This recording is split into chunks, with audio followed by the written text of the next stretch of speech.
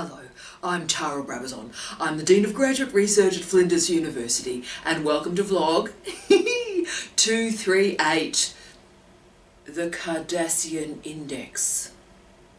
Oh yes, we're going to have some fun today. Wow. So what we're going to explore today is what exactly is the Kardashian Index. Yes, it is a thing. Who knew it was a thing? It's a thing. So we're going to look at the Kardashian Index. We're going to also explore the pretty strong critiques of the Kardashian Index and why it's gained some traction in the last 5 years. But we're also going to have a sort of meta-narrative through the vlog this week. And that meta-narrative that we'll hold on to through this pretty short session is about the role of social media in the dissemination of research, particularly you making active decisions about the role of social media in disseminating your research during your PhD and beyond. Okay, so what is the Kardashian Index? What does it mean? Okay, now firstly we need to recognise, and this is important in itself, that the Kardashian Index only applies to science and scientists. So that's an important caveat at the start and also adds a bit of interest to this conversation as well. So what the Kardashian Index measures is a discrepancy or a gap between a scientist's publication record as measured by the number of citations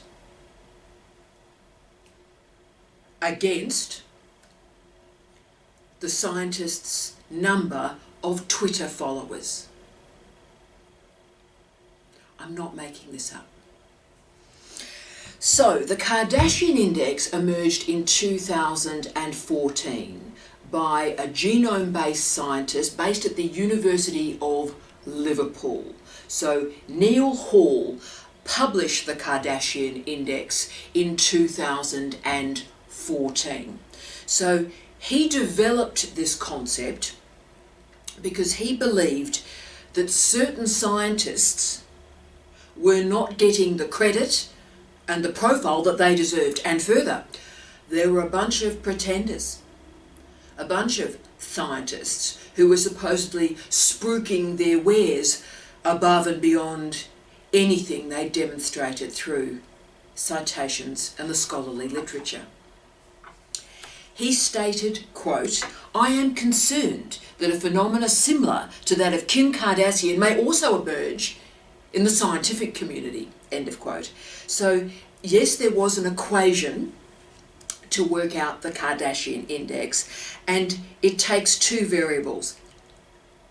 Firstly, the number of followers a scientist has on Twitter, and then the number of citations that scientist has received in the peer-reviewed literature.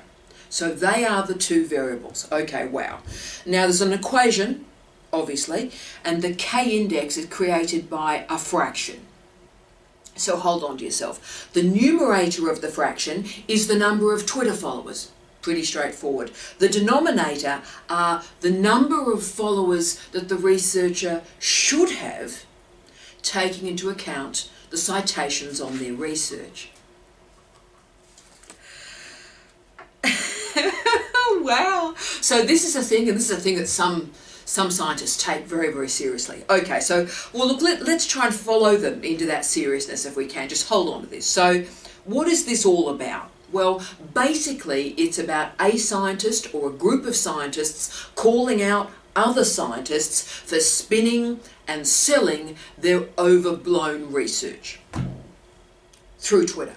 Notice it's the only social media variable that we're investigating is Twitter. Okay. And then it also acknowledges that other scientists are undervalued by this measure. Okay, so there it is. So there's the Kardashian Index for you. You can work out your own, very straightforward, plug in some very simple variables. Thanks for playing. Okay, so there's the Kardashian Index. Now let's look at the critiques of the Kardashian Index and what we learn through those critiques. Now, firstly and obviously, the first critique of the Kardashian Index is a really straightforward one. the entire premise of the K index is that the citations granted to a scientist are a signifier of scientific value. Okay, so as we talked about in the last blog, there is, of course, a politics, struggle over meaning, politics to citation. Research that is desperately wrong, fraudulent, retracted, is cited. Also, really outstanding research is not cited because of gatekeeping of journals, particular nationalities are undercited, particular languages are undercited, and of course women are undercited. Okay, so the assumption that citations confirm intellectual value is mistaken. First up.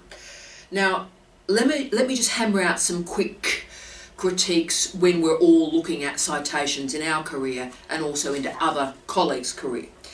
Now, when you're dealing with citations, the size of the field is incredibly important. So a large field results in a higher probability that your research will be cited. Now, if you mention cancer, you have a very high chance of that research being cited. If, however, you are a scholar of Ron Sexsmith, hi to the other two people on planet Earth who write about Ron Sexsmith. Ron Sexsmith is a legend, but say you work on Ron Sexsmith, then you've got a very small citation opportunity. Okay, and relevance also matters to the citation matter here. So let's keep with cancer. So for example, lung cancer is an incredibly big field. So if you write on lung cancer, you've got a very good chance of your research being cited. Cancer of the penis is a smaller field, incredibly important, but because it is a smaller field, you are less likely to be cited. Okay, so as you can see, this notion that quality is measured through citation is wrong, particularly if you work in a smaller field where you will receive smaller citations. Also, and I keep hammering this home because it's so important, that seriously wrong research is cited a lot. And let's just use Pons and Fleischmann's cold fusion paper from 1989. It's funny, while I've been preparing this vlog, I've gone back to this article and the history of this article. Look, it's just stunning, absolutely stunning, 1989. If you're interested in looking at what's called bad science and how it moves through the field, this is the archetype, okay? So this bad science in this article, cold fusion, 1989, has received thousands of citations. Okay, so my second critique of the K index, the Kardashian Index, is that, and this is sort of my big one to be honest with you, it lets an array of scientists off the hook. Because by the Kardashian Index, certain scientists are suggesting that not using social media is an option, and indeed gives one credibility. So if you use Twitter to talk about your research, it's a bit tacky. It's a bit of a problem. Okay, so it works from the assumption that publications and citations are enough. But colleagues, it's not 1992 or 2002 or 2012. Academic citations today are not the only configuration of value. And let's be honest, if citations were working incredibly well, we wouldn't have invented all these other terms to assess research, like esteem, impact, engagement. So we have all of these terms because if researchers are actually interested in disseminating their research beyond other academics, then you are going to have to use other interfaces. Now, we know that academic citations are fine. I'm not knocking academic citations. There are critiques of it. If you're cited by colleagues, that's tremendous. Tick, brilliant. But the next question for you as a researcher is, who are your audiences? Who do you want to reach? And as academics, intellectuals, scholars, researchers, whatever noun you would like to use, we should have a commitment to the public and the public good, wherever we may find it. But instead of thinking about the now and living actively and passionately in our present, the context of our present in research, and all the new strategies for research dissemination that exist, of which altmetrics is an example, a flawed one, but altmetrics is there, that instead we've got a bunch of people still doing the posh, noblesse oblige, it's citations or nothing. And of course what's happening is a group of people are looking down their noses at social media. Now, such an ideology has a history of about 200 years. Popular culture has been demeaned and marginalised throughout its entire history. We only have to think about Matthew Arnold's book, Culture and Anarchy, that was published in 1869. And that book affirmed high culture, quote, sweetness and light, end of quote, and demeaned low culture, popular culture, because it leads to drinking, laziness, and obviously revolution. All the good stuff. So this is restating the old mantras of really 2 centuries ago. High culture is safe, valid and meaningful. Refereed articles are verified, rigorous and transparent. But actually, social media has its own literacies, its own ways of exploring knowledge, and it takes skills, literacies, to translate knowledge from one mode, refereed literature, into alternative modes. That's not easy, that takes literacy. So why would there be any correlation between social media and citations in peer-reviewed literature? Why would there be a correlation? Just like, why would there be a correlation between salami and a steering wheel?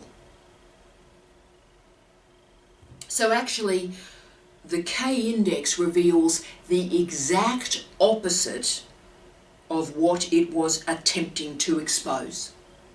That the credible researchers, the cited researchers, have not worked hard enough to disseminate their research through social media. They're elitist, they're interested in how their research is investigated and explored and used by their colleagues, and not much interest in what happens beyond a university.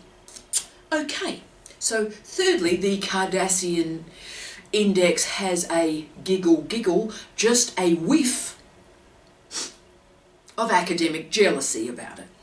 Now, I've seen in this current job a lot of this from senior colleagues around the world. So what happens all the time, almost on a daily basis. A senior colleague is horrified, yes, horrified, that a junior academic, or indeed, oh my goodness me, a PhD student, is receiving attention on their research. And of course, the silent statement that often follows the, they're getting attention on their research, the silent statement behind that is always, my research is so much better. Why aren't I getting the attention? Okay, so the relationship between visibility and contribution is arbitrary and subjective. It's not a science, it's arbitrary and subjective. Remember, we're dealing with a fraction and 2 algebraic variables in the Kardashian Index. That is not science. As Katie Mack, an astrophysicist at the University of Melbourne, stated, quote, this paper suggests that only highly cited scientists deserve a large following on Twitter, and everyone else should just shut up, end of quote. Good on you, Katie. Now, she was offended because she read the Kardashian Index as disrespect. disrespect of scientists who are trying to connect with the public, and indeed in her case, show the fully fleshed life of a scientist. She argued that Twitter was a way for her to model a scientific career that was particularly important for women. Good critique, tick. And then there's another critique from Kate Clancy, an anthropologist at the University of Illinois. And she argues that the K-index, quote, punches at people with less power. That makes it not funny. End of quote. Okay. She also logged the sexism behind the Kardashian label as a site of unwarranted fame. Okay, because look, we could have chosen Hugh Hefner. Hugh Hefner didn't get out of a dressing gown in 50 years. The Hefner Index is of great interest to me. But what was significant, the irony of sort of doing the sexist critique of the Kardashian Index, the irony is that the K-index actually showed, if you plugged in the variables, that very few women have an inflated Twitter following. So indeed, women have fewer followers than would be expected by the Kardashian Index. Okay, so most Kardashians are actually men. Right. Now, all of that critique's fine. This is the one I'm interested in, from neuroscientist Mika Allen from University College London. Now, Mika went on full attack. This was an interesting critique, this one, and stated, quote, "It may not seem like it now, but in time it will be clear that what we do is just as much a part of scientific processes as those lofty nature papers." End of quote. Wow, now that's interesting. Don't know if that's right, but wow, it's interesting. And fourthly, I think it is important that we note the irony of Neil Hall's article. So Neil Hall put the word Kardashian into his title so it would get noticed. Okay, and the ironies continue. Chris Woolson published an article in Nature on the Kardashian Index. Wow. And that article was assessed by altmetrics. Pot, kettle, black. Finally, let's just get into disintermediation here. Let's get into how social media can challenge power structures. Social media moves researchers outside of gatekeepers and outside of their influence. Academic journals are consensual knowledge systems. The boundaries are patrolled and monitored by refereeing. Remember, I'm in favour of peer review, but you've got to call this what it is. So what peer reviewing does is it says there are insiders and there are outsiders. And if you doubt the critique I'm making here, you only have to look at right now, today, this year, how the ultra-realist criminologists are being treated currently in British criminology journals. If you think, oh yes, we're interested in new ideas, innovation and so forth, look at how the ultra-realist criminologists are being treated in British criminology at the moment, and that'll answer your question.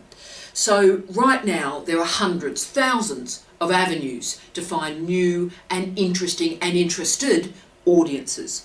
Twitter is a great one, but as we've talked about in an earlier vlog, the video abstract is incredibly important for early career researchers, PhD students, in drawing attention to their research. And when you combine a video abstract and Twitter, beautiful, winning. So for the groups, the theorists and the researchers that are outside of the mainstream, that are rarely validated by gatekeepers, then social media, all the different platforms, has value. And I do want to make the point too that when we're dealing with social media, and this was the other problem with the Kardashian Index, when we're dealing with social media are incredibly diverse. So Instagram is very different from Snapchat, Facebook is very different from YouTube. Each has different science codes, literacies, genres that we deal with. So therefore the Kardashian Index is not measuring sort of an academic with their butt out of a pair of trousers on Instagram. So like we're oh, it's not measuring that. The supposed problem is, and the problem is, academics using Twitter to talk about their research. That's supposedly the problem of our time. So when we start to see the issue in this way, we see really what this is about is academic jealousy. What this is about is a few scientists having a bit of spotlight deprivation and thinking that they're the only people that can offer a commentary about science. And I would just remind you that what we've talked about today is about, probably capital S, science.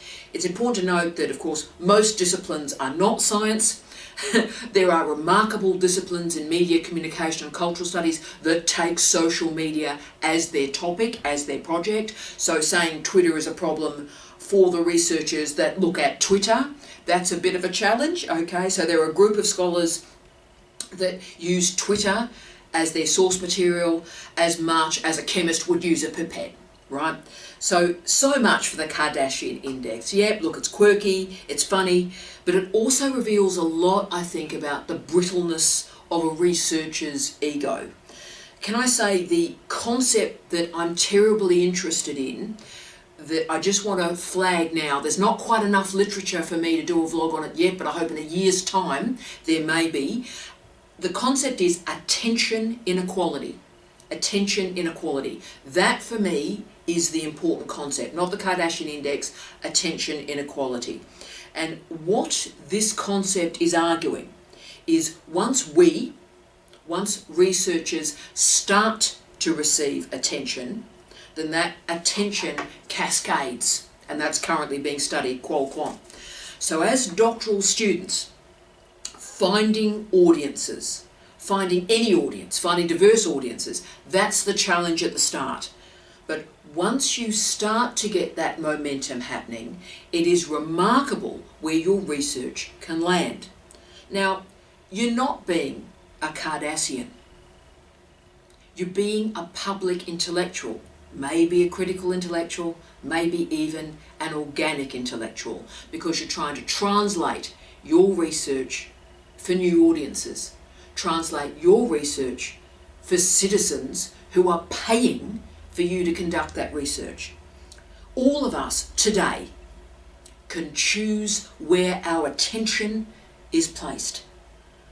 But our role as researchers is to improve the calibre of information that is available to citizens to enable a productive citizenship.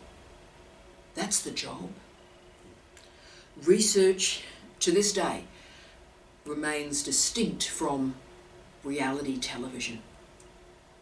I wish you love, light and peace. Tea out.